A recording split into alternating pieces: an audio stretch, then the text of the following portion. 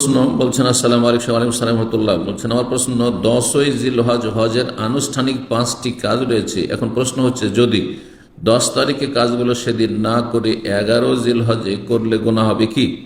সেই দিনে কমের পক্ষে আপনি প্রাথমিক হালাল হয়ে যাবেন, অর্থাৎ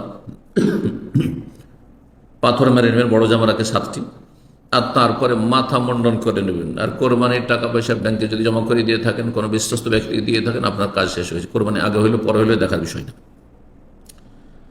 এর মধ্যে প্রাথমিক হালাল হয়ে যাবেন। তারপরে আপনার কাজ বাকি থাকছে বাইতুল্লাহ তওয়াফ করা আর সাফা মারোয়া সাই করা, কোরবানি করা। এগুলি 10 তারিখ করাই উত্তম। যদি 10 তারিখে না করতে পারেন, 11 তারিখে করেন, 12ই করেন, 13ই করে। আইয়ামে তাশরিকের মধ্যেই কোরবানি হতে হবে। 13 তারিখের পরে আর কোরবানি হবে না। 13 তারিখ পরে 4 দিন কোরবানি চলবে, এটি হচ্ছে সহিহ মত। হানাফি মাযহাবে 3 দিন চলবে, 12 তারিখ পর্যন্ত, কিন্তু সেটি হাদিস বিরোধী ফতোয়া। তাহলে 4 দিনের মধ্যে আপনার কোরবানি হতে পারে, সেটা বাড়ির কোরবানি হোক অথবা হজের তামাত্তুর কোরবানি হোক, হাদির কোরবানি হোক।